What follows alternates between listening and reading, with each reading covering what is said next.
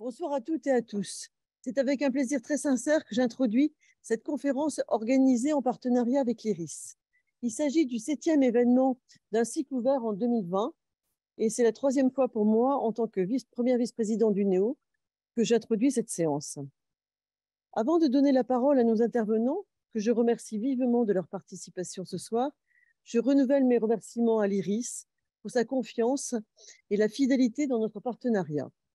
Nous poursuivons donc avec cette table ronde, projet ambitieux d'animer une réflexion sur le lien armée-nation et d'interroger les grands sujets sociétaux au prisme des enjeux de défense.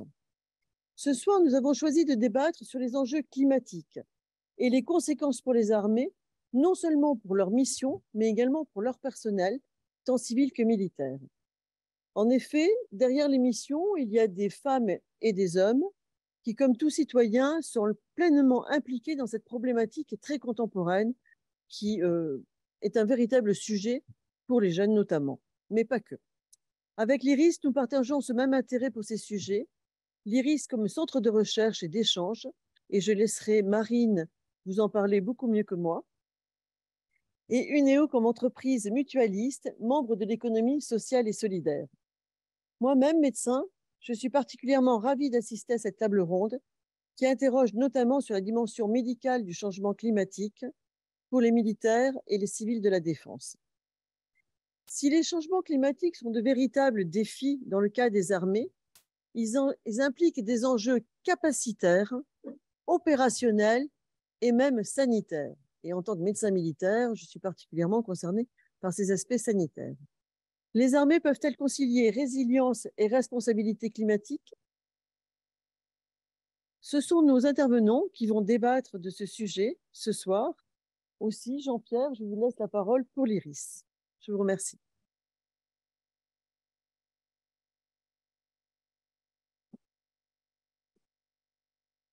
Bon, quelques mots d'introduction également de mon côté.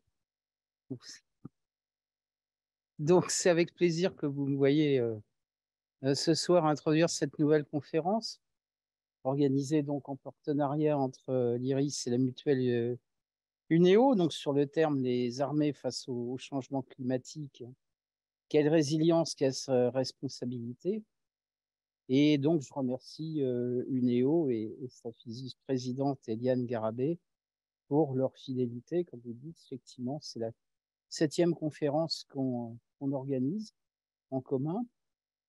Et on a aujourd'hui effectivement un vrai sujet, un vrai défi même, j'ai envie de dire, sur la question du changement climatique et des armées. Alors mon introduction, vous rassurez-vous, va pas être très longue, hein. C'est les panélistes qui feront le débat et pas moi.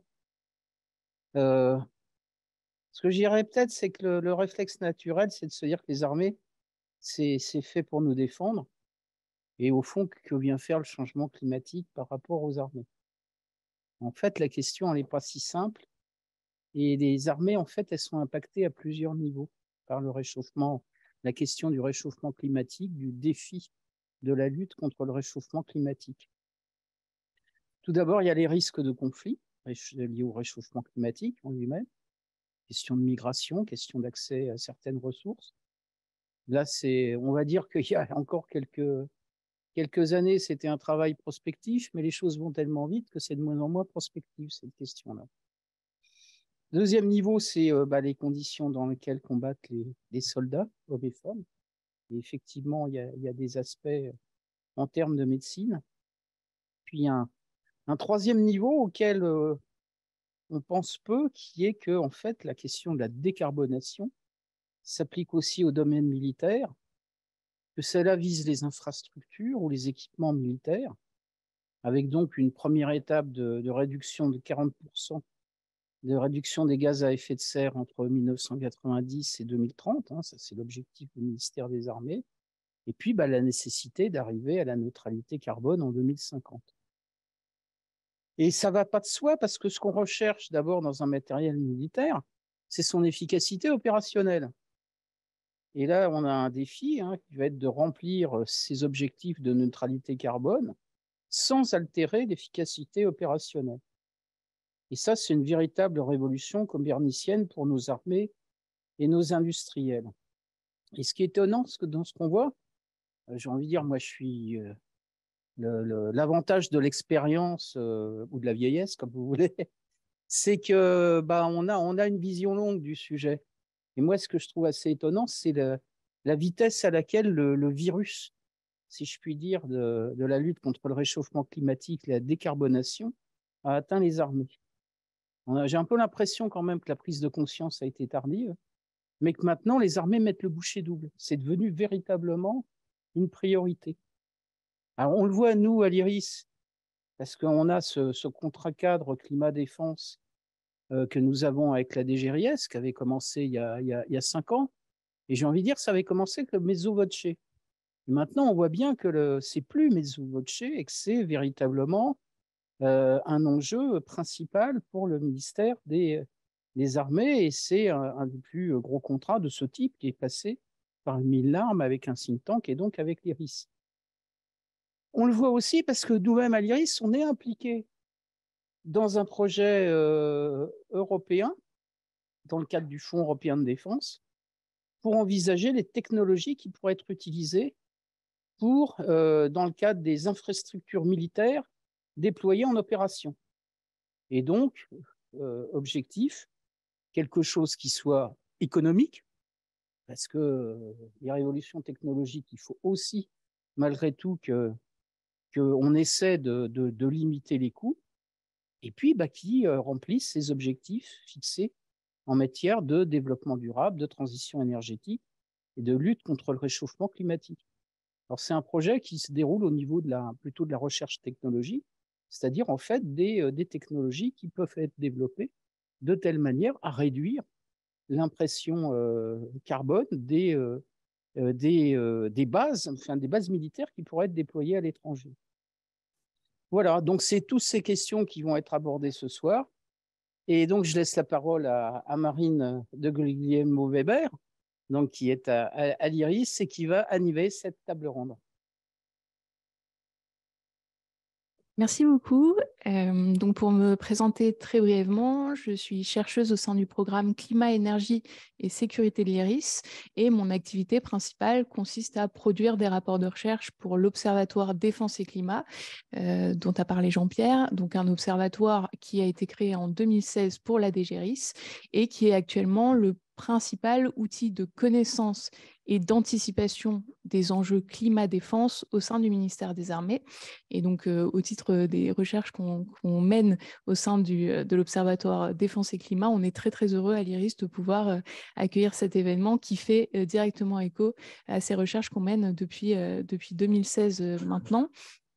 Je pense qu'on sera tous d'accord pour dire que les changements climatiques se sont manifestés de manière particulièrement virulente au cours de l'année passée. On a connu des tempêtes et des ouragans en Afrique, en Asie, dans les Amériques. On a eu également des inondations en Afrique et en Asie, également en Europe, des sécheresses, des vagues de chaleur qui ont entre autres causé des situations de pénurie de ressources en eau et bien sûr des catastrophes comme des méga-feux dont on a pu malheureusement faire l'expérience en Europe également. Et puis, je pense qu'on peut considérer que l'année 2023 ne s'ouvre pas sous de meilleurs auspices, étant donné que dès le mois de mars, plus d'une dizaine de territoires, de départements français sont déjà tombés dans des vigilances ou des alertes sécheresse. Mais bon, l'idée, c'est pas de continuer, de poursuivre plus avant la liste des aléas climatiques qui nous arrivent, qui nous tombent dessus. On va éviter de déprimer tout de suite. Et puis, on n'aurait pas le temps. L'idée, c'est peut-être d'ouvrir cette conférence sur 2 constats qu'on peut tirer de ces aléas qui se multiplient et dont l'intensité également est croissante. D'une part, c'est disons, la véracité et le caractère tangible des conséquences des sociétés humaines sur le système climatique global. Il y a un impact tangible et on le ressent de plus en plus. Et je pense que c'est important de le rappeler à une ère où le climato-scepticisme continue de courir dans le monde entier. Et peut-être un deuxième constat qui est celui de la nécessité pour les acteurs de la sécurité et de la défense de prendre en compte ces changements climatiques et de les prendre en compte dans une réflexion d'ordre sécuritaire.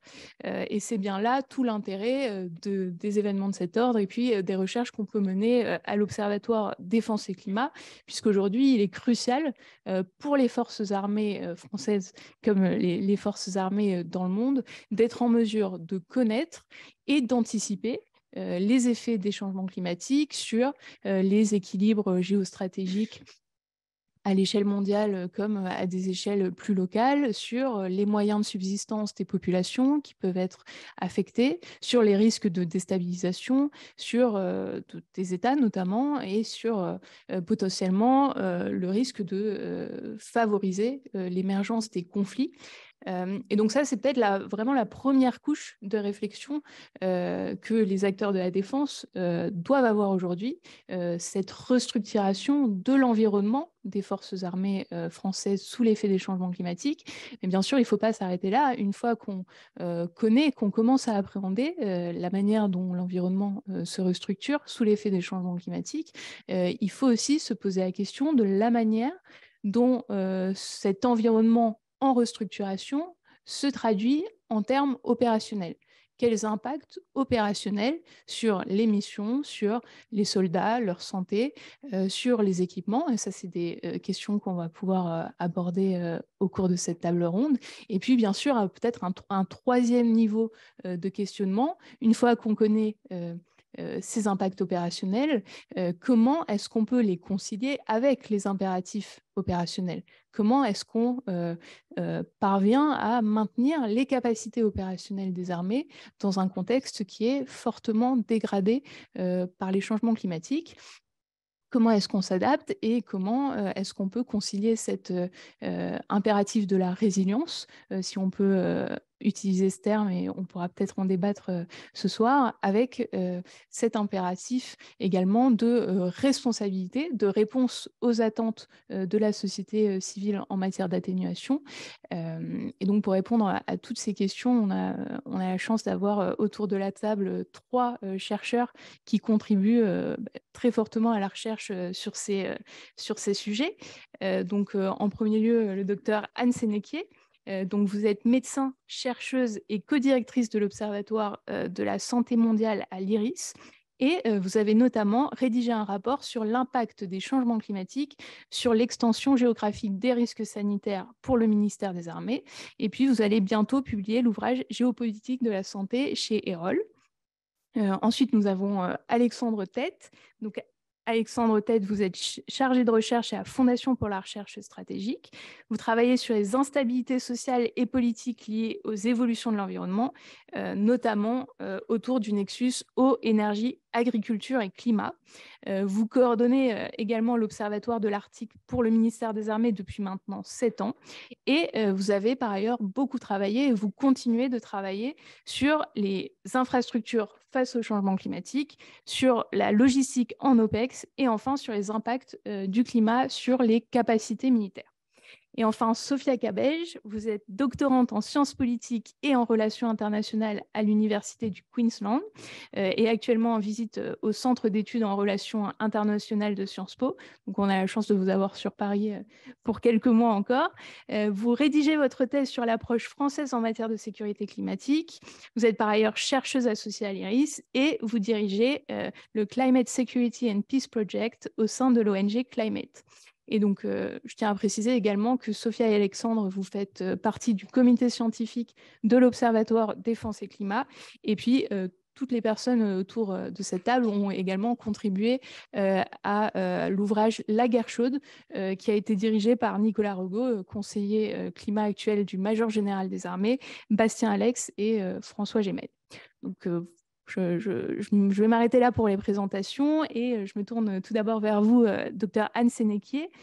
Comment est-ce que vous percevez cette vulnérabilité climatique des armées et qu'est-ce qui change concrètement dans l'environnement des forces et comment est-ce que ça les impacte?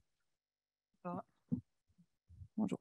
Ce qui est important dans l'approche vis-à-vis du changement climatique, et on l'a entendu dans les introductions, c'est diminuer l'empreinte carbone. Et c'est vrai que depuis que le changement climatique est un sujet devenu commun et populaire, on a cette nécessité de diminuer l'empreinte carbone.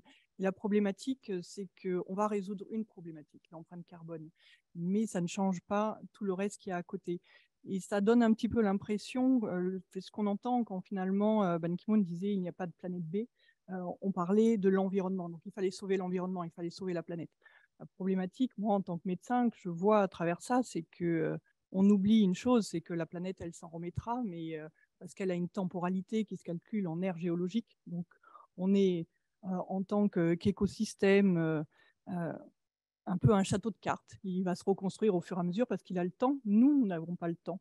Nous n'avons pas le temps parce que l'impact des activités humaines sur notre environnement va nous rendre vulnérables, nous, dans notre humanité.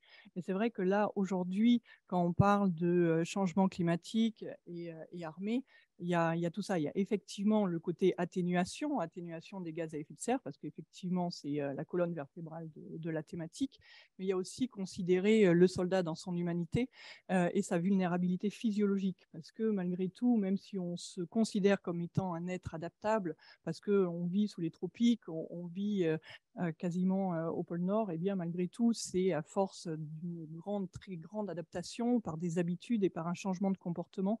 Et aujourd'hui, dans l'action qui se passe avec le changement climatique, ces limites physiologiques, c'est-à-dire notre capacité de résistance, commencent à arriver à ces limites.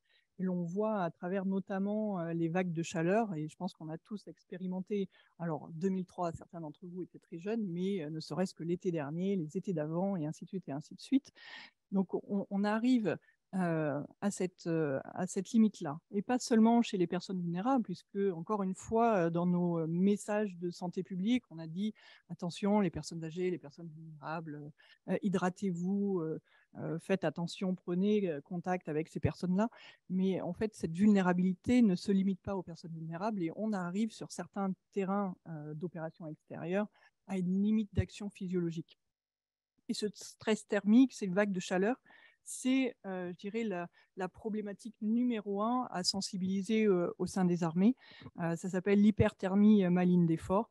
Et en fait, c'est lorsque on fait un effort physique important dans un environnement chaud avec une hygrométrie aussi qui n'est plus compatible avec nos capacités de transpiration. Parce que quand il fait chaud, on a tous expérimenté, on va transpirer pour évacuer la chaleur. Sauf que lorsqu'il fait trop chaud et qu'il fait très humide, ben, du coup, votre corps, par simple système d'osmolarité, n'a pas la capacité de transpirer, donc n'a pas la capacité d'évacuer la chaleur. Et la problématique, c'est que ça nous donne un coup de chaleur ou, dans son nom médical, un hyperthermie maligne d'effort. Et très rapidement, on va monter sur les 41-42 et le décès arrive très, très rapidement derrière. Alors, on l'a vu à plusieurs façons, même dans le civil. Il y a quelques années, je crois que c'était en 2018 ou 2019, lors des mondiaux d'athlétisme à Doha. Vous en avez peut-être entendu parler. Il y avait eu un marathon qui a été couru en pleine nuit pour atténuer un petit peu l'effet de chaleur.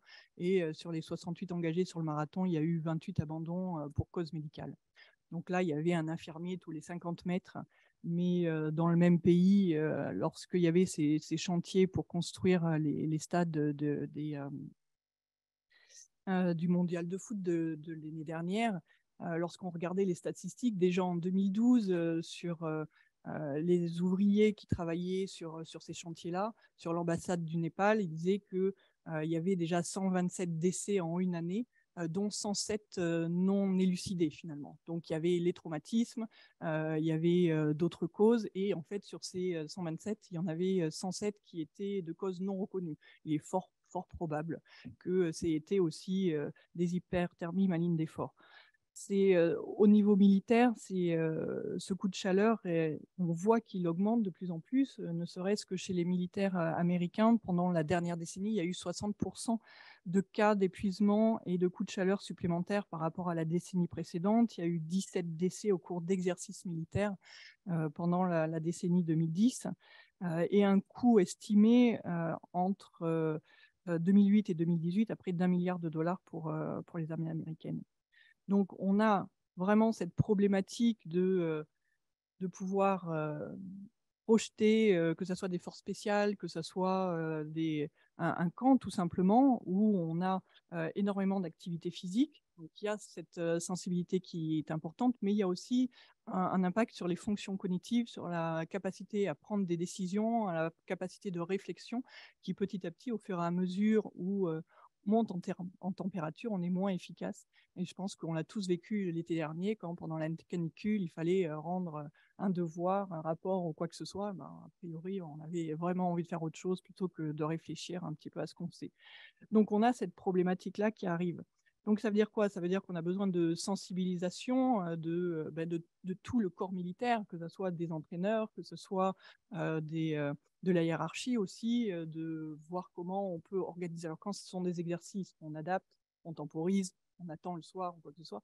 Lorsqu'on est le service en opération spéciale et qu'il faut agir maintenant, ben, du coup, il va falloir adapter de manière différente. Ça veut dire apporter plus d'eau, ça veut dire avoir un équipement plus léger, ça veut dire être résilient dans sa capacité à faire face à la situation hostile inhérente à l'armée et à la situation militaire, mais aussi considérer sa propre vulnérabilité par rapport à l'environnement lui-même. Et celui-ci, c'est l'environnement plutôt géophysique, c'est-à-dire la température, l'hygrométrie et notre capacité à nous hydrater, qui va rajouter une difficulté supplémentaire. On a également les rayonnements UV qui sont plus intenses. Alors, ça peut sembler un petit peu illusoire ou anodin, mais chez les peaux claires, depuis les années 70, tous les 8 ans, il y a un doublement du nombre de mélanomes malins, tout simplement parce qu'on fait moins attention au soleil, parce qu'on a une société qui valorise aussi le fait d'être bronzé. Et finalement, même si on habite dans le sud de la France, il faudrait se protéger tous les jours, ce que personne ne fait, soyons honnêtes. Et c'est le cas aussi lors des opérations extérieures, où on a des militaires qui peuvent venir de régions plus tempérées et qui se retrouvent sous des régions tropicales, où il va falloir sensibiliser encore plus, adapter aussi le matériel sur éviter les manches courtes, comme c'est le cas aujourd'hui encore. Dans ce changement climatique, on a aussi effectivement la pollution atmosphérique qui, par un jeu d'actions transversales, et je pense que c'est un petit peu ça que je voulais évoquer tout à l'heure quand je parlais on a effectivement la diminution de l'empreinte carbone à faire, mais aussi le côté médical. Et dans le côté médical, en fait, il y a encore un éventail qui se déplie des possibles et des choses à prendre en considération. Et c'est notamment vrai dans la pollution atmosphérique qui, je pense que tout le monde le sait, mais à partir du moment où vous vivez en ville sur Terre, vous êtes sûr à 99% de respirer un air pollué. Donc un air pollué, ça veut dire une irritation des poumons, ça veut dire des poumons qui sont plus sensibles au pollen, qui sont plus nombreux, avec une saisonnalité plus grande, plus sensibles aussi à ce qu'on évoquait tout à l'heure, c'est-à-dire les méga-feux avec les incendies et les cendres, qui va générer sur le moment une difficulté d'action sur la temporalité, mais aussi à distance quand on parle des méga-feux, parce que par exemple, lorsqu'en Indonésie, il y a eu un méga-feu, en 2007, en fait, il y a eu des augmentations de consultations pneumo pendant les 3 mois durant. Donc, on n'est pas sur une problématique ici et maintenant, mais sur quelque chose qui va agir sur le plus grand terrain derrière. La problématique de tout ça, est le stress hydrique qui a une action sur le moment pour s'hydrater, effectivement faire face à l'hyperthermie maligne, mais aussi sur la logistique, sur l'équipe mobile, les émergences de nouveaux virus, puisqu'on parle effectivement du changement climatique qui est un impact des activités humaines sur notre environnement. Mais la Covid-19 nous a rappelé qu'il n'y avait pas que le changement climatique qui sortait de cette équation-là.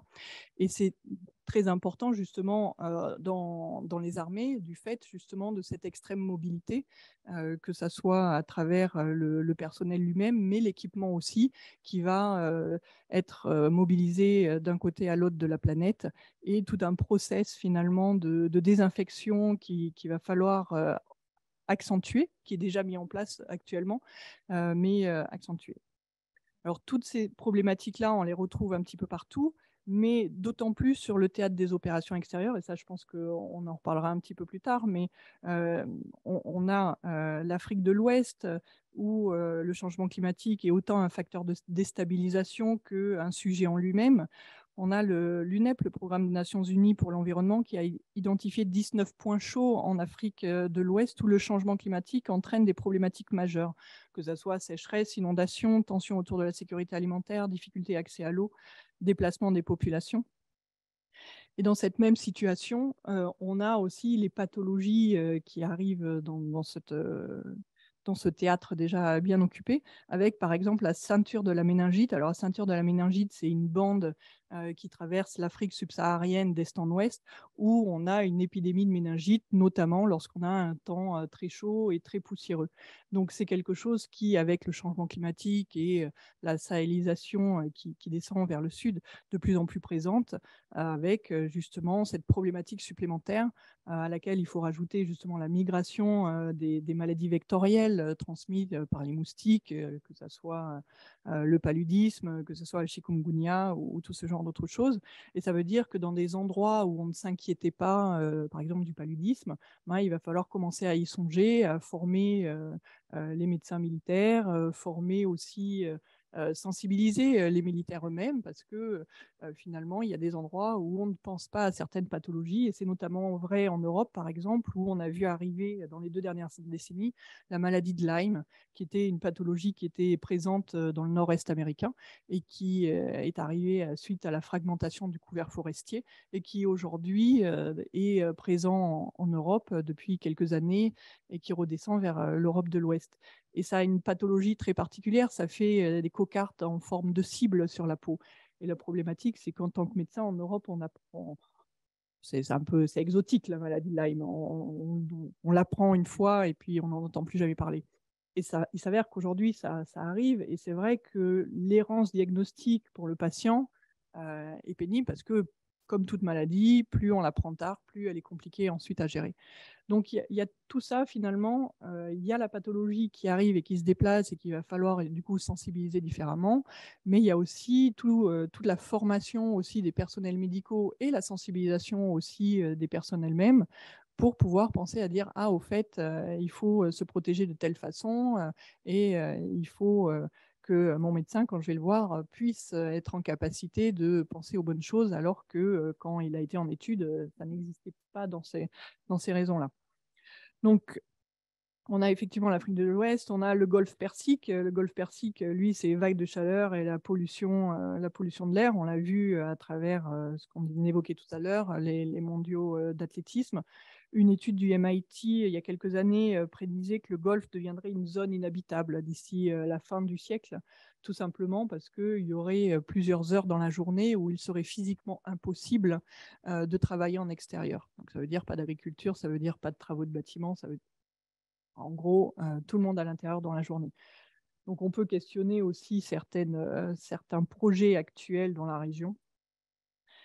Le troisième grand lieu impacté, c'est la zone Indo-Pacifique. Je pense qu'en termes de géopolitique, on est bien tous au courant que c'est une région à regarder avec haute attention dans les prochaines décennies.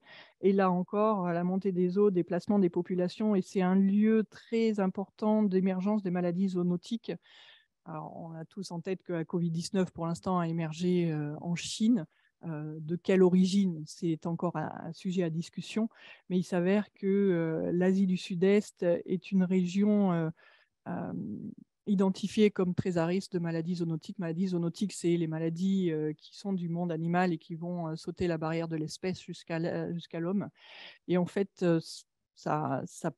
il y en a en Afrique équatoriale, un peu en Europe, en Amérique, mais étonnamment beaucoup en Asie du Sud-Est, tout simplement parce que c'est une région tropicale, parce qu'il y a énormément de forêts, parce qu'il y a énormément de densité de population. C'est le centre de gravité démographique du monde actuel. Et finalement, beaucoup de monde et beaucoup d'animaux en même temps, ça fait un un bouillon de culture parfait pour justement les émergences de nouvelles pathologies. Donc ça aussi, c'est quelque chose à prendre en considération. Et la 4e zone identifiée, c'est la libération des glaces arctiques, puisque pour l'instant, c'est quelque chose d'assez préservé.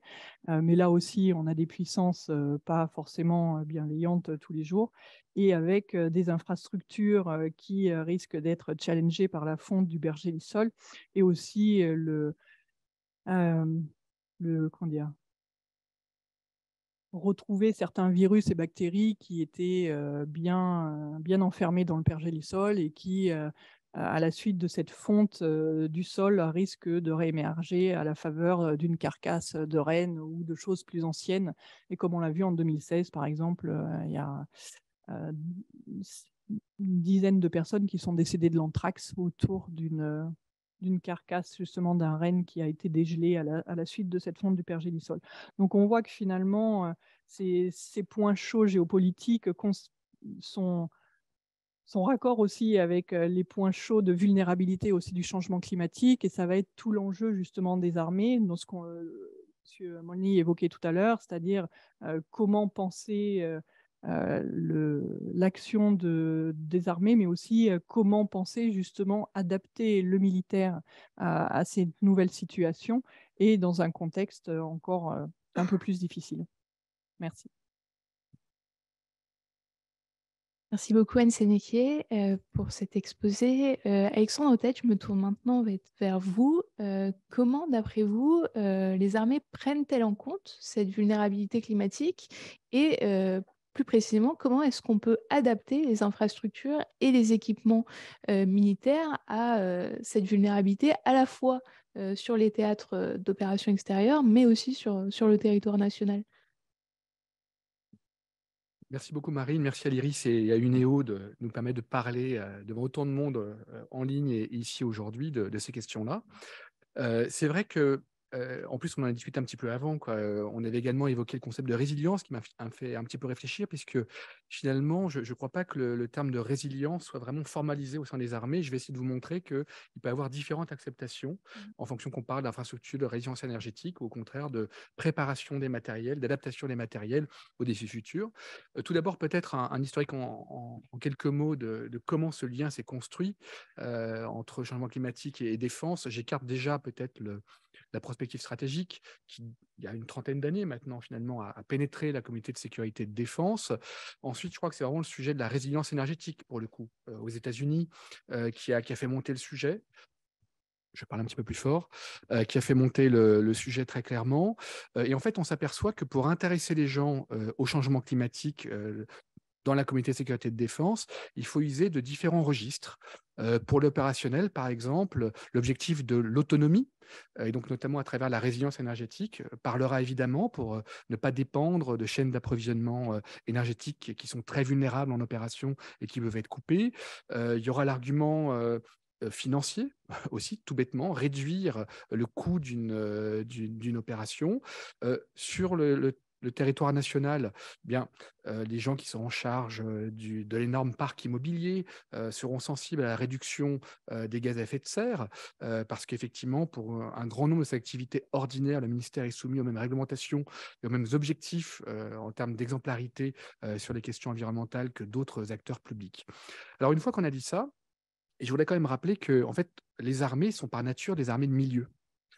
Et donc, elles baignent depuis toujours dans des conditions, finalement, dans leur milieu d'origine, mais ça va du Grand Nord, comme ça vient d'être rappelé, à un milieu tropical ou alors à des conditions extrêmement chaudes. Et donc, on retrouve finalement une expérience assez fantastique dans ces armées-là, qui n'est pas toujours valorisée ou remontée, ou même lorsqu'il y a des retours d'expérience qui sont traités. Alors, il y a quand même des exemples qui ont beaucoup progressé ces dernières années. Et je voulais d'abord peut-être commencer par le domaine des infrastructures. Et alors, première peut-être approche de la résilience, lorsqu'on essaye de traiter des infrastructures, eh bien, on s'aperçoit qu'il y a un objectif premier qui serait le retour le plus rapidement possible à l'état de fonctionnement initial. Mais également, c'était une spécificité militaire, c'est de préserver un niveau de fonction en fonction de l'importance de la base, de la situation, malgré ces conditions climatiques extrêmes. Et donc, avec notamment Sophia, on a été des chevilles ouvrières avec l'aide de Juliette Tass ou François Gemène de la première méthodologie française de vulnérabilité climatique d'infrastructures militaires, qui est disponible sur le site de l'Observatoire Climat et Défense et qui est en train d'être mise en œuvre. On avait fait une première méthode sur la Côte d'Ivoire, sur laquelle je vais revenir. Et donc, en fait, l'idée, c'était de montrer qu'il y a une particularité militaire face aux vulnérabilités climatiques par rapport à des infrastructures civiles. C'est pour ça qu'on a proposé une méthode systémique qui ne coupe pas l'emprise de son milieu environnemental, de son milieu sociopolitique. En fait, il ne faut pas la traiter comme une sorte d'unité technique qui peut être réglée qu'avec des mesures d'adaptation sur la base, parce qu'effectivement, sa résilience va dépendre des aménagements hydrauliques dans un bassin hydrographique dont elle dépend, va dépendre de la qualité du traitement, du ruissellement urbain dans la ville dans laquelle elle est implantée, donc soit des autorités civiles françaises, soit du pays d'accueil pour une base qui est située à l'étranger. Et donc, l'idée était de dire bien que lorsqu'on parle de vulnérabilité climatique d'une base militaire, il y a un sous-système technique qui est les infrastructures, mais également les gens qui y travaillent, d'où ils viennent, quelles routes ils empruntent, etc. Et puis, un sous-système socio-naturel, donc à la fois qui traite de la dimension environnementale et du contexte sociopolitique. Et donc, par exemple, dans le cas de la Côte d'Ivoire, donc certains connaissent peut-être la base de Port-Bouët, qui est une base très particulière, qui est prisonnière finalement sur une bande de terre qui doit faire peut-être 500 mètres de large, 400 mètres de large, au sud de la mer, au nord d'une grande lagune. Et, donc, et le point haut du camp est à 3 mètres. Donc évidemment, il y a une vulnérabilité qui peut paraître assez évidente. Mais en fait, on a montré que le risque principal était lié finalement aux aménagements futurs ivoiriens de cette zone, qui au-delà d'un attrait foncier par des promoteurs divers, en fait, il y a une route essentielle qui relie donc Abidjan à Grand-Bassam. Et cette route, tous les chercheurs le disent, va être coupée d'ici 2030. Et cette route-là, en fait, on ne peut pas la déplacer dans cette petite bande de terre autre part que dans la base militaire. Voilà. Donc, et on s'aperçoit aussi que les différents plans d'adaptation, donc la manière dont les autorités civiles vont préparer cette bande de terre au changement climatique, ben, je crois que sur 5 ou 4 des 6 plans, eh bien, prévoient une désertion, un abandon des zones d'habitation de cette zone, parce qu'on ne pourra pas résister, on ne pourra pas construire des ouvrages, des infrastructures pour résister indéfiniment à la progression de l'érosion côtière qui est très forte sur cette côte. Donc voilà un exemple très, très concret d'application de résilience climatique par une approche systémique. Alors c'est une spécificité un petit peu française. On a peu finalement de bases à l'étranger ou dans les DROMCOM, on va dire 9 sites principaux, et donc on peut se permettre aussi de faire une approche qualitative. Là où les Américains, je crois avec leurs 10 000 bases, je ne vais pas dire de bêtises, mais enfin étaient obligés d'abord de faire une approche statistique, quantitative à partir de questionnaires. Donc on peut se permettre d'aller sur place, de rencontrer des personnels qui ont l'habitude et qui ont rencontré souvent au cours de différents séjours des conditions variées d'environnement climatique. Alors, le deuxième exemple que je voudrais aborder, c'est celui de la résilience énergétique. Et notamment en 2019, le ministère a adopté une stratégie énergétique de défense. Et pour les OPEX, un des objectifs est de réduire de 40% les consommations énergétiques lorsqu'on est déployé sur un théâtre extérieur. Alors, l'objectif est ambitieux, mais a priori tenable. En fait, il y a de multiples leviers pour réduire les émissions. Par exemple, lorsqu'on passe de tentes à des préfabriqués ou idéalement des choses qui sont durcies, qui sont construites en dur, on divise déjà de 50 à 70% les consommations énergétiques pour le chauffage ou la climatisation. Et en général, ce carburant qui est utilisé pour la clim ou le chauffage, ça représente là aussi facilement 50%, 70%, si jamais il n'y a pas d'hélicoptère, si jamais il n'y a pas d'avion, de la consommation d'une base avancée. Donc vous voyez qu'en fait, il y a quelques leviers sur lesquels on peut agir qui sont, à mon avis, qui rendront assez facile de tenir cet objectif. Ensuite, vous avez des services comme le service d'infrastructure de la défense qui réfléchit à un concept pour améliorer la production d'électricité sur site en limitant le recours au groupe électrogène. Bon.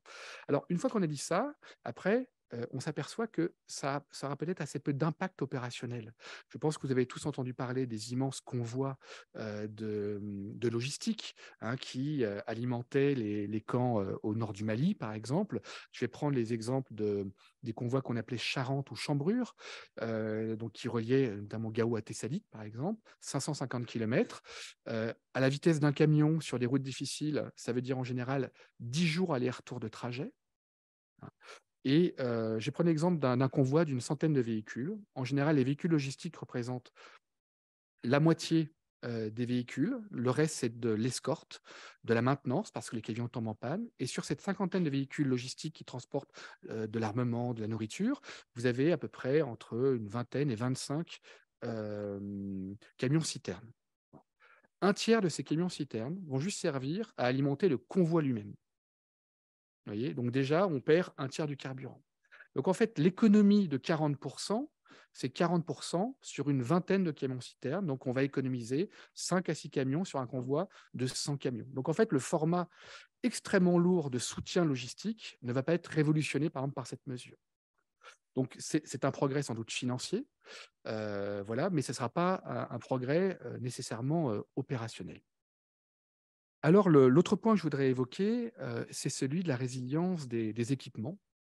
Et comme ça a été rappelé déjà par Anne Sénéquier juste avant, en fait, on ne peut pas parler d'équipements de manière isolée des hommes, des femmes, des militaires qui vont les opérer, qui vont les maintenir, et aussi de la doctrine d'emploi. Donc, en fait, il faut avoir une approche capacité pour voir la manière dont l'équipement est mis en œuvre, pourquoi il rencontre des difficultés régulières sur le terrain. Et donc, du coup, aussi, quand on discute avec des opérationnels, là, on a une vision de la résilience qui est très différente. Ça ne va pas être donc le retour à la normale comme pour les infrastructures, ça ne va pas être limiter des ruptures d'approvisionnement énergétique comme pour des bases avancées, mais en fait, un opérationnel, il va vous dire quel est le risque d'échec de ma mission à cause de conditions d'environnement. Donc, on comprend que sa préoccupation, c'est la capacité à maintenir un niveau de performance minimal pour exercer et remplir sa mission. Voilà. On pourrait penser que ce serait d'abord de préserver les hommes et dans un second temps les matériels jusqu'à un retour à la normale, mais c'est d'abord conserver un effet militaire sensible pour rester compétitif. Alors du coup, aussi, quand on parle de résilience pour des équipements ou des matériels, en fait, on s'aperçoit que la démarche, elle n'est pas si évidente à définir, parce qu'il y a deux biais dans lesquels on peut facilement tomber. Alors tout d'abord, on pourrait se dire qu'on peut adapter physiquement les matériels avec des normes de plus en plus contraignantes, en étendant leur spectre de fonctionnement. Mais on s'aperçoit que ce spectre est de plus en plus large, puisque les armées s'aventurent de plus en plus dans le Grand Nord à cause du retrait, notamment de la présence de glace en période estivale. Et puis, elles sont présentes dans les zones où il fait très chaud, et il va le faire très chaud. Et on s'aperçoit en fait que c'est assez difficile de rendre ça opérationnel, parce que bien sûr, on sait que le plus 1,5 degré va être atteint sans doute d'ici 2030, que le plus 2 va être sans doute d'ici 2050, 2060 maximum, d'après le GIEC. Mais en fait, il y a des effets saisonniers très marqués. Il y a des zones qui se réchauffent plus que les autres et qu'on va aller vers des plus 4, plus 5 dans certains endroits, dans un horizon de 20 ou 30 ans, par rapport à 1900. Et donc, en fait, ce sera très compliqué de répondre à ce défi sans surspécifier les matériels militaires et en fait avoir toute une catégorie de surcoûts qui serait compliquée à tenir. Dans l'excès inverse, on peut rencontrer des gens, des industriels qui peuvent être assez confiants dans le matériel, et parce qu'effectivement, déjà, les normes en théorie, les spécifications d'emploi sont déjà très rudes, et on pourrait penser qu'elles sont suffisantes pour absorber un plus 2 ou plus 3. Et du coup, on s'aperçoit que la stratégie, la réponse peut être ni une surspécification, ni une forme d'inaction. Parce qu'en fait, les armées rencontrent déjà de très nombreuses limitations d'emploi sur le terrain. Elles sont confrontées de manière très régulière à des dégradations de leur performance. Et en fait, par l'entraînement, par la connaissance de la matériel, les militaires font avec et savent comment faire. Et simplement, pour nous, une des approches sur lesquelles on est en train de travailler à la FRS, c'est de dire que ce genre de situation dégradée, déjà commune, ne peut qu'augmenter. Et donc, comment on peut s'y préparer sans tomber dans le biais de la surspécification ou de l'inaction? Alors, l'idée, c'est de dire effectivement qu'il faut pas qu'il y a un effet de surprise du mode dégradé et que du coup, on se retrouve démuni. Donc, l'idée, bien sûr, c'est de valoriser ces nombreux retours d'expérience. Alors, par exemple, un commandant en OPEX va faire des rapports journaliers, hebdomadaires, etc. Simplement, la dimension climatique n'est pas forcément traitée, n'est pas forcément valorisée après coup, faute de moyens humains pour les unifier et avoir une vision globale.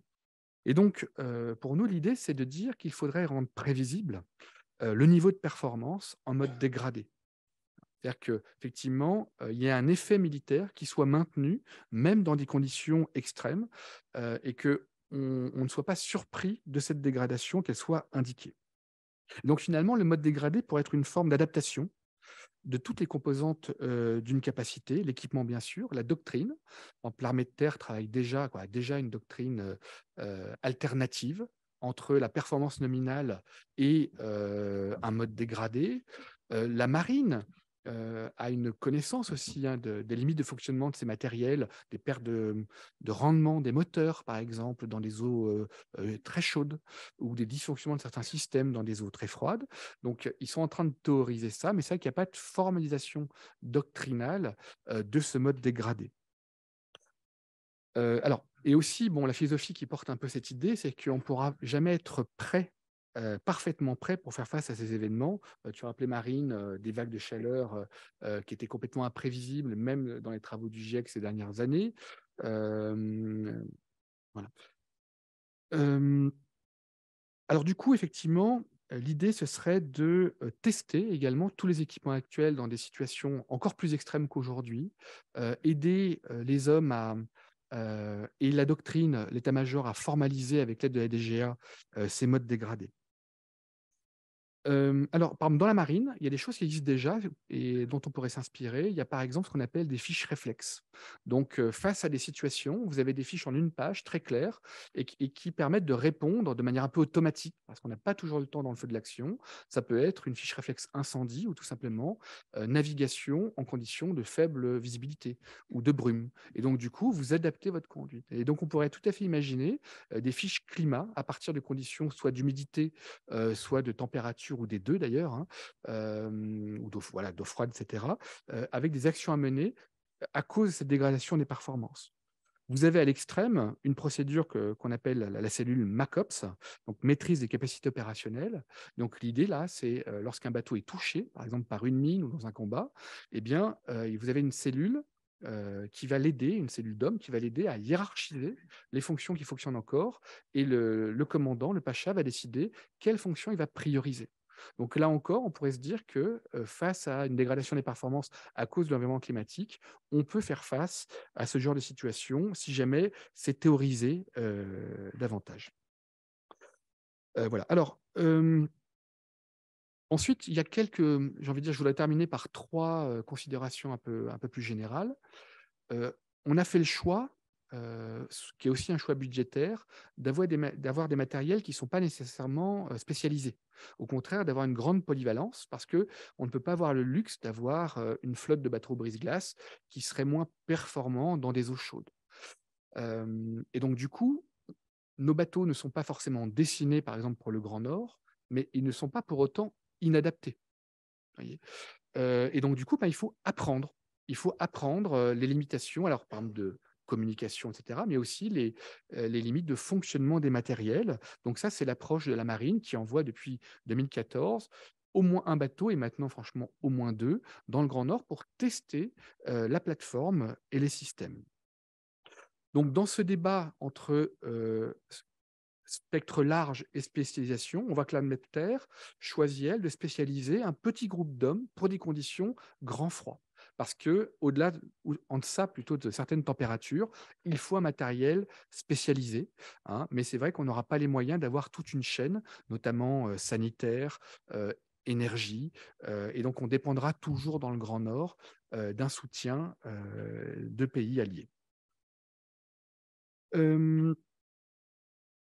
Alors, il y a la question aussi du maintien en conditions opérationnelles. On pourrait tout à fait penser qu'une maintenance plus intense, plus répétée, pourrait être une forme d'adaptation également, que c'est un matériel mieux entretenu ou surentretenu pourrait mieux résister aux chocs dans le futur. Voilà. Donc, j'ai essayé de balayer toute une série d'enjeux. Je pourrais en développer d'autres si vous le souhaitez, mais je vais rester dans un temps tenable. Merci. Merci Alexandre. Donc on a parlé de la vulnérabilité des soldats, on a parlé également des infrastructures et des équipements et de la manière dont on pouvait travailler à leur adaptation. Sophia Cabej, est-ce que vous pourriez nous parler un peu des missions des forces armées? Est-ce que, selon vous, elles changent sous les effets des changements climatiques? Et si c'est le cas, donc, de quelle manière les armées concilient la réponse à ces missions, à ces sollicitations, avec les attentes de la société civile en matière d'atténuation? Merci Marine, bonjour à tous. Si vous me le permettez, je vais commencer par élargir un petit peu le sujet et je viendrai sur le sujet des missions parmi ça.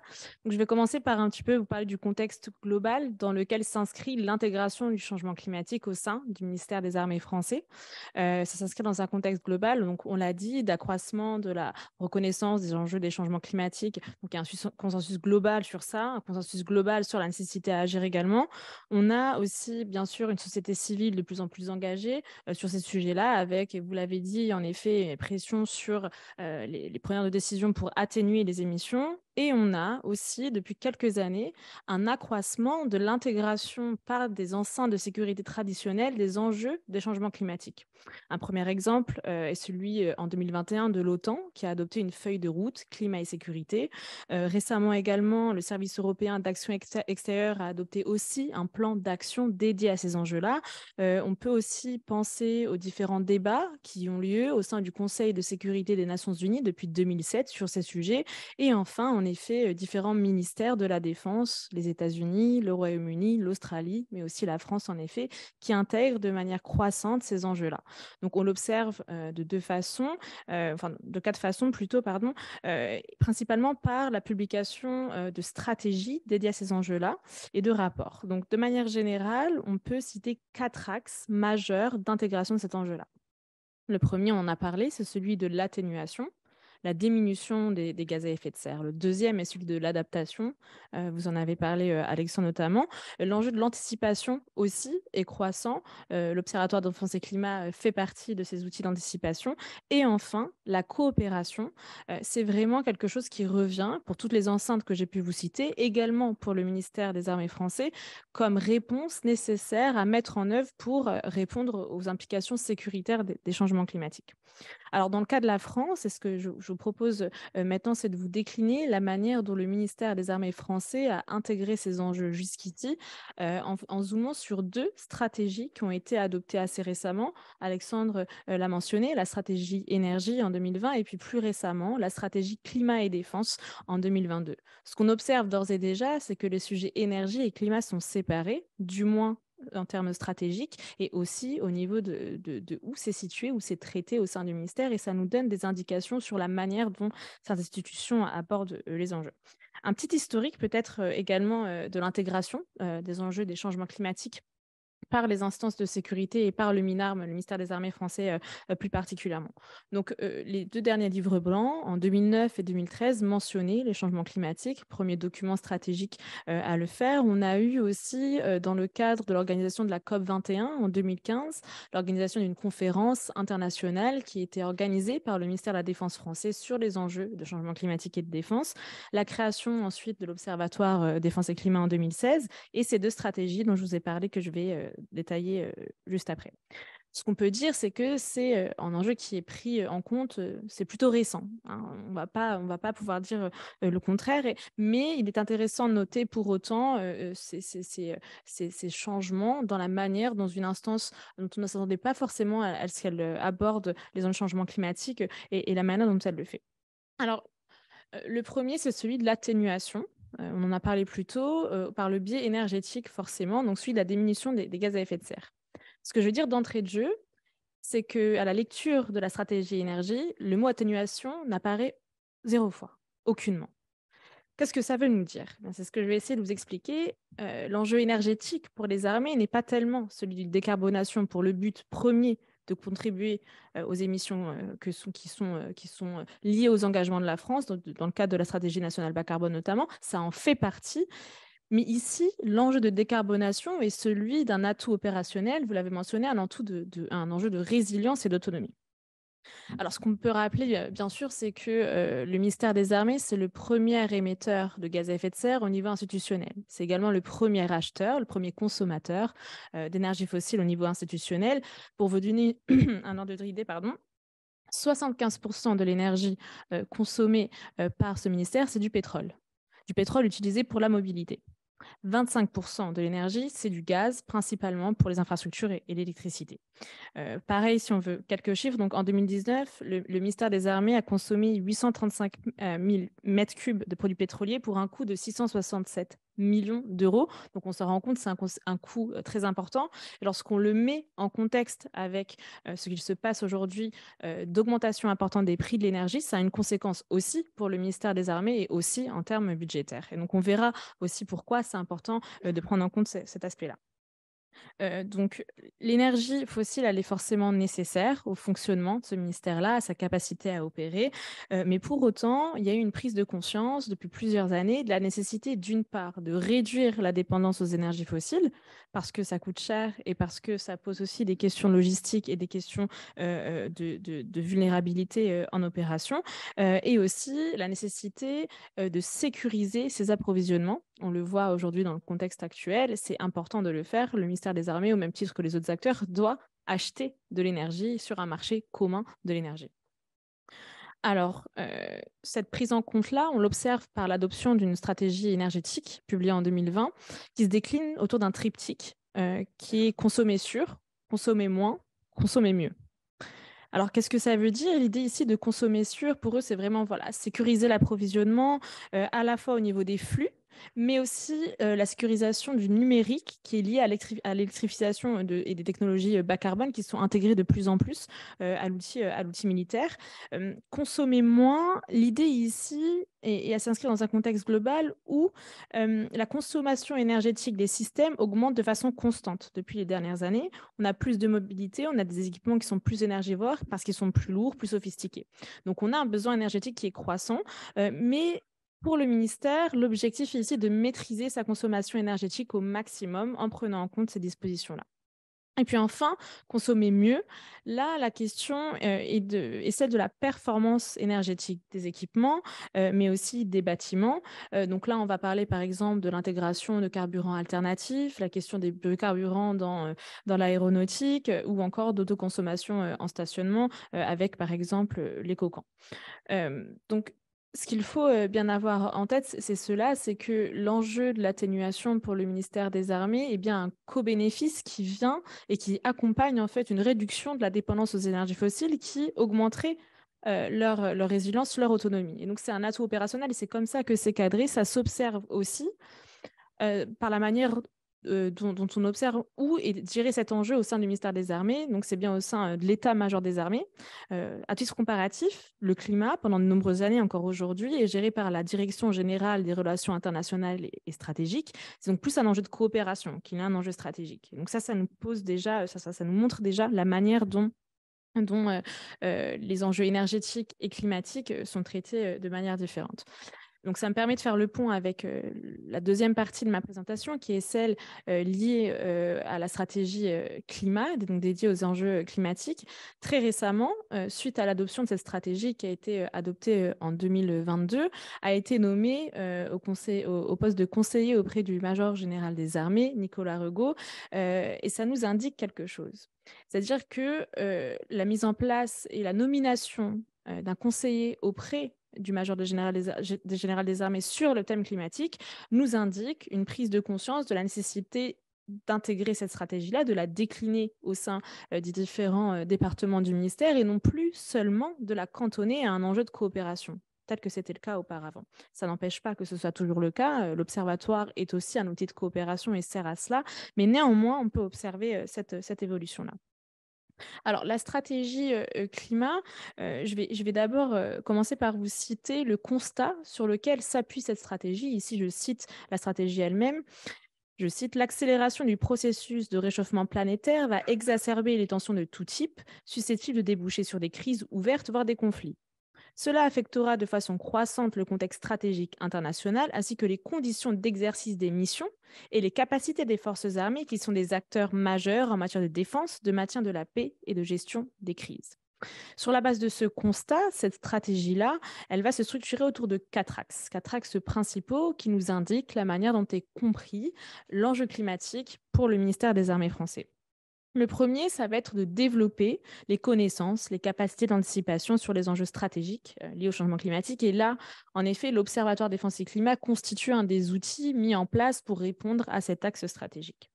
Le deuxième, c'est d'engager une dynamique d'adaptation de l'outil de défense aux différents bouleversements prévisibles et moins prévisibles induits par le changement climatique. Je vais vous décliner ensuite comment s'opère et se pense cette adaptation-là. On a ensuite la nécessité pour le ministère de poursuivre la contribution aux efforts collectifs d'atténuation. Et là, c'est intéressant de voir que dans le cadre de la stratégie climat et défense, le mot atténuation apparaît, le concept d'atténuation apparaît, alors même que pour la stratégie énergie, ce n'est pas le cas. Et enfin, d'intensifier la dynamique de coopération. Donc, on le voit, je l'avais dit juste avant, l'enjeu de coopération à la fois au niveau entre les départements du ministère, entre différents ministères, mais aussi au niveau, au niveau international, entre ministères de la Défense.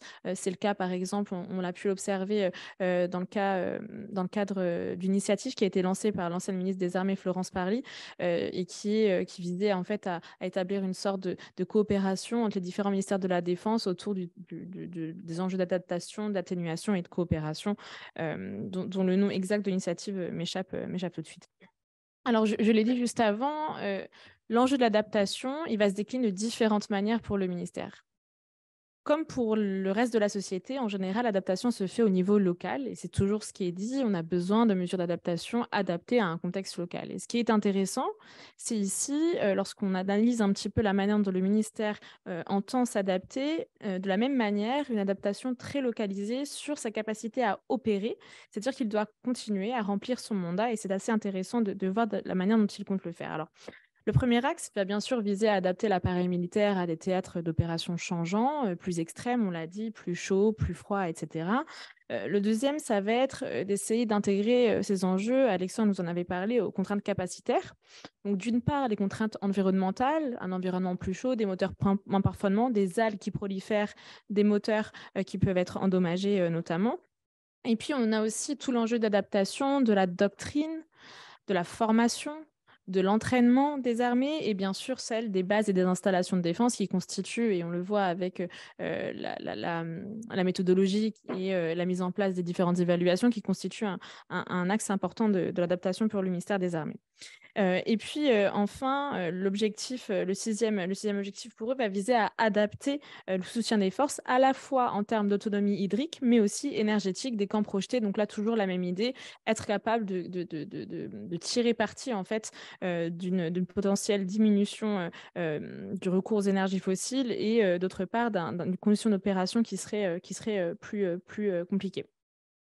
Et enfin, le dernier enjeu va être aussi pour le ministère des Armées d'anticiper de potentielles contre-aides réglementaires. Contre-aides réglementaires qui sont liées aux évolutions du droit national, du droit européen, du droit international, sur la responsabilité des différentes institutions et notamment des armées lorsqu'elles opèrent, que ce soit en termes de leur contribution aux émissions de gaz à effet de serre, mais simplement aussi sur leurs différentes missions et des conséquences que ça pourrait avoir sur l'environnement naturel. Donc, ce qu'on peut voir, et je vais peut-être faire un zoom ici sur la question que vous m'avez posée sur les missions, c'est que le ministère des Armées français a opéré une intégration au niveau stratégique de ces enjeux-là, qui s'observe par les deux stratégies dont je vous ai parlé juste ici. Mais on a aussi des retours d'expérience et aussi au regard des différentes discussions qu'on peut avoir avec des responsables de ces institutions-là, une évolution des missions des armées, particulièrement autour de ce qu'on appelle l'HADR, Humanitarian Assistance and Disaster Relief, donc le secours aux populations post-catastrophe. Ce type d'intervention, il se place dans un contexte de coopération civilo-militaire où on a un besoin de capacité à communiquer, à opérer ensemble, alors que ça ne se fait pas forcément de manière quotidienne lorsqu'on s'entraîne. Donc ça pose des questions sur la capacité pour les acteurs militaires qui vont intervenir dans un contexte de secours aux populations à pouvoir s'entraîner de manière différente pour pouvoir être capable de secourir les populations, pour pouvoir être capable d'interagir avec des ONG qui sont sur place, ce genre de choses. Et ça pose aussi les questions de la sursollicitation des forces armées pour ce type de mission.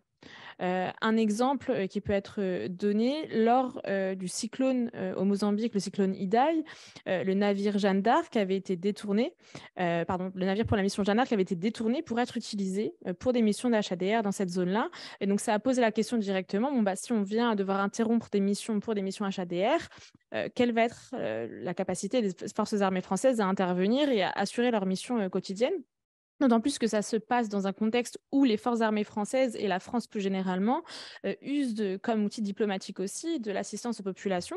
Donc c'est un outil diplomatique et on le voit assez souvent dans la manière dont elle propose son aide aux différents pays. Mais la France métropolitaine et les territoires ultramarins sont aussi de manière plus importante exposés aux impacts des changements climatiques et particulièrement des événements climatiques extrêmes. Et on l'a vu notamment pendant la tempête Alex, que les forces armées françaises peuvent aussi être sollicitées sur leur propre territoire. Donc ça pose des vraies questions sur les capacités pour les forces armées à continuer à être sollicitées de manière de plus en plus accrue pour des missions de sécurité civile. Et le parallèle est celui, bien sûr, la question se pose de la capacité et de l'adaptation de l'outil de sécurité civile au niveau national en France et de la sursollicitation. Enfin, on va dire, en fait, les forces armées sont appelées à intervenir uniquement lorsque les forces de sécurité civile sont considérées comme étant dépassées. Dans ces cas-là, elles font appel et elles sont placées d'ailleurs sous les autorités civiles, sous l'autorité du préfet. Donc ça pose une vraie question aussi au niveau national et il y a plusieurs rapports parlementaires qui ont été faits sur ces questions, sur l'adaptation en fait de l'outil de réponse au niveau national pour éviter une sursollicitation des forces armées qui auraient déjà d'autres missions à remplir. Donc voilà pour le zoom sur les missions des armées et pour conclure, simplement dire la manière dont l'intégration de ces enjeux est récente au niveau international, au niveau français également, mais pour autant qu'il devient de plus en plus pris de plus en plus au sérieux. Plusieurs facteurs peuvent expliquer cela. Le premier, bien sûr, c'est l'accroissement des impacts des changements climatiques qui sont de plus en plus visibles et qui sont aussi visibles pour les soldats en opération et qui sont aussi qui ne peuvent plus être omis des personnes en responsabilité. Et puis, bien sûr, un contexte politique national où on a la nécessité de la part de la société civile, mais aussi par la prise en compte croissante du gouvernement, à orienter tous ces ministères sur la prise en compte de ce sujet-là. Et c'est le cas, notamment, c'est ce qui a mené à l'adoption de la stratégie énergétique de défense. C'est bien la stratégie nationale bas carbone qui a demandé un effort à tous les ministères. Et donc, on a une boucle qui se nourrit constamment. Donc, il reste à suivre la manière dont vont être implantées et implémentées ces stratégies. On va pouvoir le suivre au cours des dernières années. Mais voilà, j'essaie de donner un petit peu un état des lieux de l'intégration. Merci. Merci beaucoup, Sophia. Il nous reste une vingtaine de minutes, donc je pense qu'on va pouvoir passer aux questions si vous en avez. C'est le moment.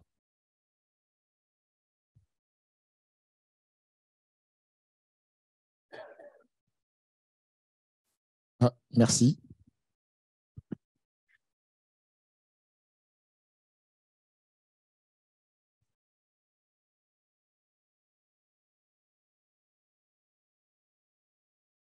Ah oui, alors merci beaucoup. Je remercie tout le monde et surtout vous qui êtes devant. Voilà, je suis Papa Eric Le Tendre.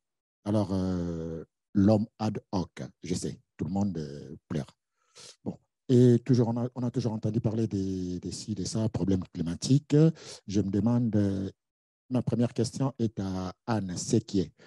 Le protocole de Tokyo stipule le pollueur-payeur. Où en sommes-nous? Je ne sais pas ce que ça donne les objectifs du millénaire. Donc, deuxième question, c'est à Alexandre. Oui, j'arrive.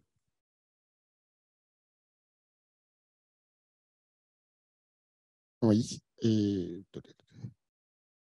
Oui, capacité de réflexion, c'est oui, ça c'est, oui, Anne Sequier, oui, qui a parlé des Sénéquier et capacité de réflexion. Et puis, je ne sais pas si l'augmentation des températures nous empêche de voir ces problèmes des objectifs du millénaire, à savoir le pollueur-payeur. Et oui, deuxième question, c'est Alexandre. Oui, Alexandre Tête. Oui, et armée des terres.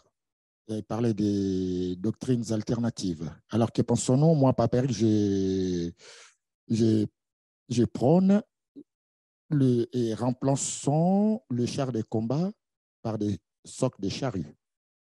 Armée des terres. Remplaçons le char de combat par des socs de charrues. Merci. Pardon? Alors, dernier, c'est pour oui, Sophia Kabesh. Oui, qu'est-ce que j'ai dit? Entraînement. Alors, on parlait des adaptations au niveau local. Alors, moi, je propose l'entraînement des armées. Je suis zaïrois. Chez moi, Zaïre, Kinshasa, première ville francophone du monde. Alors, je propose l'entraînement, adaptation au niveau local. Moi, je propose l'entraînement de nos forces armées zaïroises. Et pour ça, je vois bien, j'ai du mal à mettre la main sur mon général des S, Philippe Béni. Philippe Béni qui a pris sa retraite, qui connaît bien mon pays. Et puis voilà. Et aussi, bon, j'ai du mal à trouver. Même mon général Olivier Paulus n'arrive pas à me,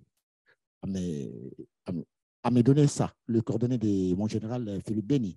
Seulement pour, oui, je reviens encore pour Alex sur les OPEX. Tout récemment, j'étais à l'école militaire avec le général Serge Cassellini. Mais bon, il y a des trucs à voir encore. Merci. Papa Eric. Merci pour vos questions. On peut en prendre d'autres Merci. si d'autres personnes ont des questions. Oui.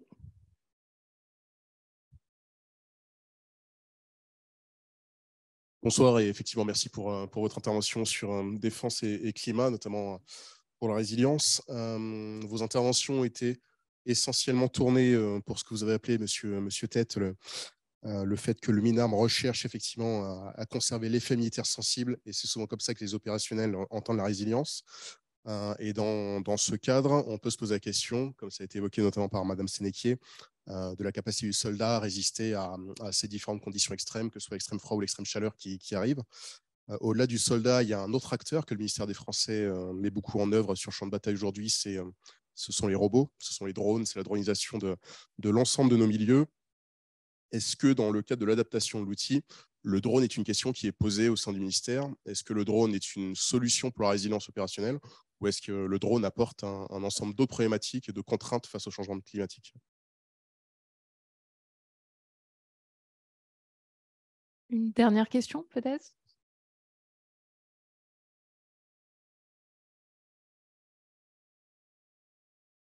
Bonjour, merci pour vos interventions. Moi, c'est une question plutôt simple. On comprend bien l'utilité de l'adaptation des armées en conditions opérationnelles, mais par exemple, tout ce qui est adaptation, on va dire, bas carbone et choses comme ça, est-ce que vous ne pensez pas qu'en cas de force majeure, on va dire, ça passe directement au second plan et le ministère des Armées ou les forces armées abandonnent ces choses-là pour se focaliser sur l'opérationnel et l'efficacité des armées?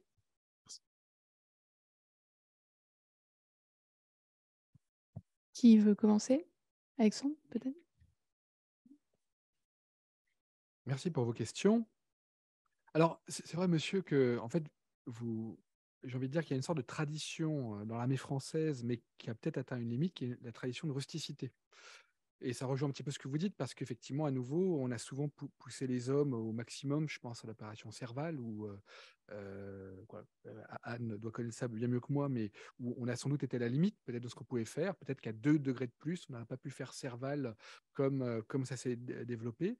Et donc, c'est vrai qu'il faut bien mettre l'homme au cœur du système, ça c'est évident. Et ça touche aussi par exemple, penser toute la chaîne, la maintenance, est-ce qu'on pourra toujours la faire dans des endroits non climatisés? Donc, il y a des stratégies d'adaptation qui sont déjà faites en doublant les toits des zones de maintenance, des zones techniques dans les bases, les peindre en blanc. Alors, pour une base militaire, il faut voir si c'est toujours compatible. C'est certain. Peut-être aussi rappeler, et ça avait été dit d'ailleurs, c'est très intéressant dans un séminaire de l'Observatoire Climat Défense il y a 3 semaines, 15 jours, qu'en fait aussi, il ne faut pas se focaliser sur les extrêmes.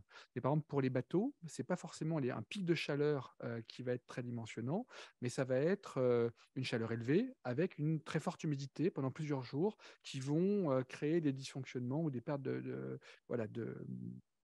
performance. Bon. Alors sur les drones, je vous avoue, je n'ai pas spécialement la réponse pour l'armée de terre. Ce qui est certain dans le Grand Nord, c'est que l'automatisation des tâches, en tout cas, effectivement, fait partie des stratégies pour, j'ai envie de dire, en fait, pour tous les gens qui sont projetés dans le Grand Nord, que ce soit des acteurs industriels ou pour la sécurité, la patrouille maritime, bon, tout ce qui se passe sous l'eau également devient de plus en plus dronisé. Donc effectivement, ce sera sans doute une voie explorée pour les voies chaudes. Après, voilà, moi, je ne me rends pas compte de ce que peut faire un drone. Je ne suis pas du tout spécialiste de ça par rapport à des hommes envoyés sur le terrain. J'imagine qu'on ne fait pas les mêmes choses. Donc, sécuriser des périmètres, sans doute. Surveillance, vous voyez, sans doute. Mais je ne voudrais pas trop m'engager sur ce sujet. Je ne suis pas spécialiste des capacités militaires des drones. Mais en tout cas, je garde la question. Merci. Anne, Sophia, est-ce que vous souhaitiez compléter? Alors, merci pour vos questions. Pour répondre un peu rapidement aux différentes questions, est-ce que le changement climatique va impacter la réponse que l'on peut faire aux ODD à l'horizon 2030? Oui, très certainement, ça complique encore les choses puisque les ODD, c'est des résultats chiffrés. Et là, on a bien vu que la pandémie a fait reculer déjà plusieurs objectifs de quelques années, voire une décennie sur certains d'entre eux, notamment l'hygiène et l'assainissement. Donc oui, ça complique encore les choses et il va falloir rattraper un petit peu le temps perdu. Après, pour évoquer justement, est-ce que ça va passer au second plan? Alors très probablement, oui, comme toute urgence différée. Malgré tout, l'urgence différée aujourd'hui et ces dernières années nous montre que ce n'est pas là-bas et demain, mais bien ici et aujourd'hui. Et pour les militaires qui étaient à N'Djamena l'été dernier, finalement, Fort-Lamy, c'est-à-dire le camp de base de l'armée française à N'Djamena, c'était un des seuls quartiers qui n'était pas inondé pendant l'été dernier parce que justement, ils avaient mis des digues pour que la rivière qui est sèche la très grande majorité du temps n'inonde pas le campement où il y a un hôpital militaire qui fait de l'aide médicale à la population et d'autres choses. Donc, je pense qu'on a encore une fois tout ce côté transversal en termes temporaires et aussi en termes d'application et pas traiter les sujets à la verticale comme on a l'habitude de le faire, notamment en médecine où on est très fort pour ça. Il y a un cardiologue, il y a un neurologue qui ne se parlent jamais et puis c'est le patient qui en prend plein la figure in fine. Donc, il va falloir apprendre de ces erreurs qu'on a fait ces précédentes décennies et aujourd'hui sur ce terrain spécifique qui est le changement climatique et qui est très transversal, où on a besoin d'aller chercher l'expérience des uns et des autres. Et moi non plus, je ne suis pas du tout spécialiste du drone ou quoi que ce soit, mais ça me fait penser des drones ou de la robotique dans des environnements hostiles et chauds. J'ai envie de dire, il va falloir peut-être se pencher sur ce qui se fait dans le spatial parce qu'on envoie des machines sur Mars, on envoie des machines sur la surface de la Lune et à mon avis, en termes de milieu hostile, c'est déjà pas mal. Donc, on peut apprendre de l'expérience déjà faite. Sophia?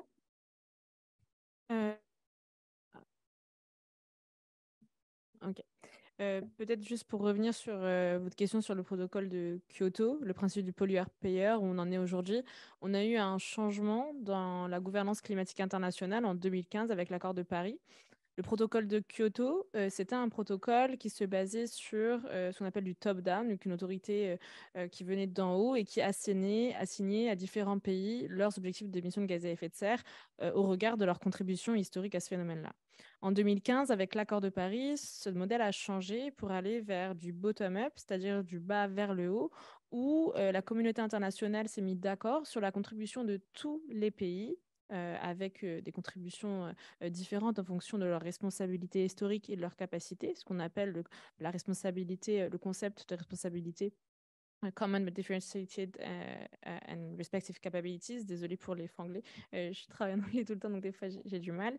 Et donc, ce que ça veut nous dire, c'est que ce nouveau régime de gouvernance climatique, il observe une sorte de solidarité entre les pays, avec pour autant toujours ce focus sur les pays qui sont historiquement responsables pour contribuer plus, notamment de manière financière, en fournissant donc c'était le 100 millions de dollars par an pour l'adaptation et l'atténuation aux pays du Sud, en termes technologiques, avec des transferts de technologie aussi. On en est aujourd'hui, ça c'est une autre question. Et ben, en effet, on n'a toujours pas réussi à atténuer nos émissions. Chaque année, on est encore sur des records d'émissions de gaz à effet de serre, des records de concentration de gaz à effet de serre dans l'atmosphère.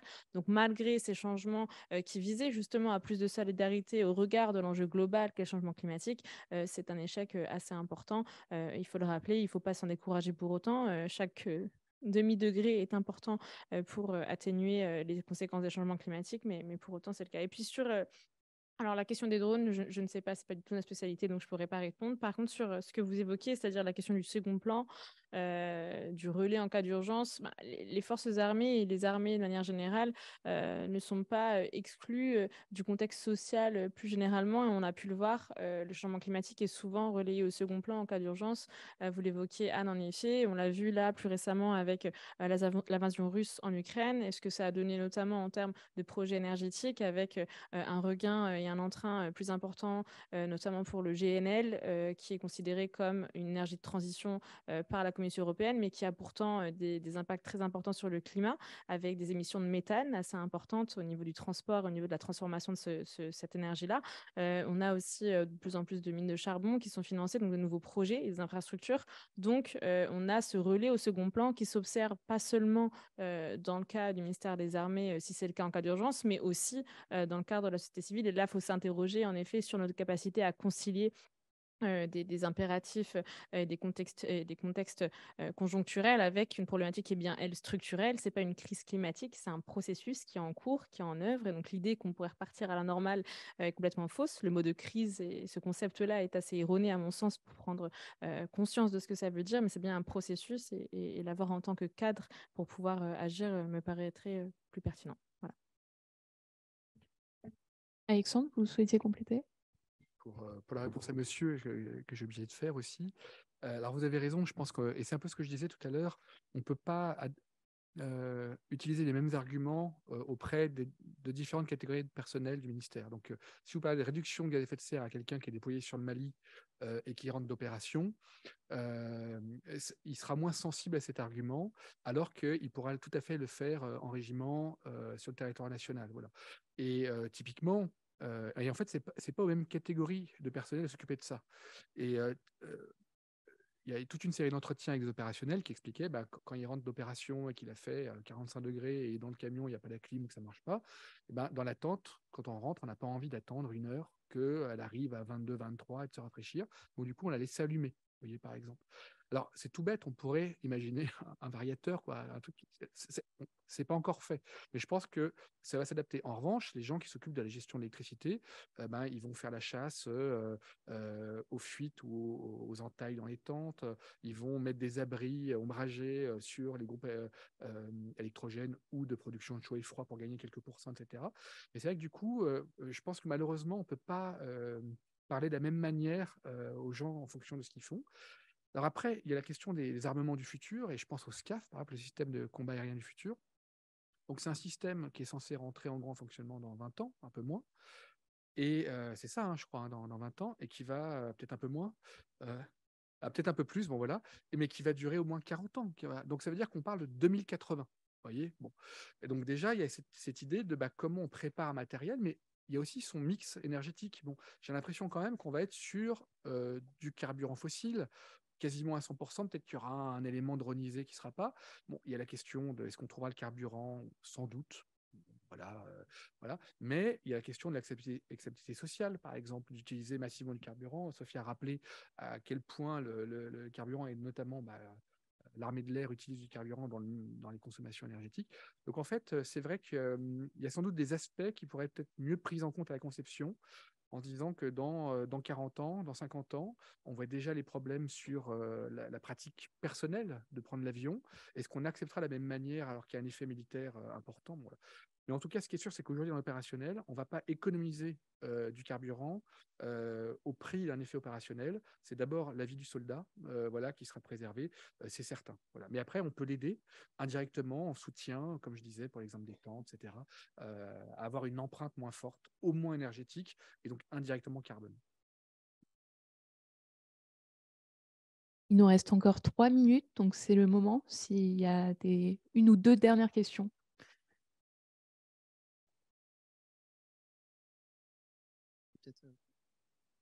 Bonjour, merci. Samuel Evenot. J'avais une question sur l'évolution des missions des armées. Donc, je rebondis sur votre propos, mais ça s'adresse à vous quatre. On va évoluer plutôt vers le HADR. Est-ce que les armées vont également avoir un rôle en matière de criminalité environnementale dans la lutte contre ça? Merci. Bonjour. Alors en fait, il y a un des enjeux qui avait été évoqué dans l'introduction et peut-être un peu moins développé par la suite, c'est l'enjeu stratégique et notamment la question d'adaptation du coup des armées à la multiplication des conflits et le changement de type de conflit potentiel lié au changement climatique. Qui commence? Sophia? Merci pour les deux questions. Alors, sur la première, sur l'évolution des missions, les armées ne vont pas nécessairement par essence aller vers plus d'HADR. Elles vont vers plus d'HADR parce qu'elles sont de plus en plus sollicitées, parce que l'outil de secours civil n'est plus adapté à l'occurrence plus importante et à l'intensité des événements climatiques extrêmes. Donc, ce n'est pas par essence que ce sera le cas, c'est parce que les conditions font qu'on fait appel à elles et on fait appel à elles de plus en plus souvent. Et donc, se pose la question de l'adéquation. Est-ce qu'il est adapté d'avoir un recours de plus en plus important aux forces armées pour ce type de mission? C'est une question qui est encore en débat aujourd'hui. Pour la question de la criminalité, de la surveillance, en effet, on voit également de plus en plus de missions de surveillance, de zones de surveillance qui s'étendent aussi. Je pense par exemple en Afrique de l'ouest au sud, avec des missions de surveillance qui sont plus importantes, aussi en Indo-Pacifique, avec notamment qui sont liées aux migrations des poissons et des bancs de poissons qui vont vers d'autres eaux, qui incitent des pêcheurs, notamment des grandes flottes chinoises, à pénétrer dans la zone économique française, et qui donc impliquent des modifications des chemins de surveillance qui sont empruntés par la marine. Et donc oui, les enjeux de surveillance liés aux incursions dans la zone économique exclusive se voient de plus en plus augmenter, et les enjeux de criminalité aussi, avec, et ça reste encore à la marge, des populations qui ont pu voir leur source de revenus se tarir, donc par l'agriculture ou la pêche par exemple, pourraient voir un avantage à se tourner vers des marchés illégaux, la piraterie par exemple, ou le trafic. Il reste encore à documenter ces liens-là de manière directe. Pour autant, il est déjà pris en compte, notamment en termes de prospective pour les forces armées, que ce pourrait être le cas.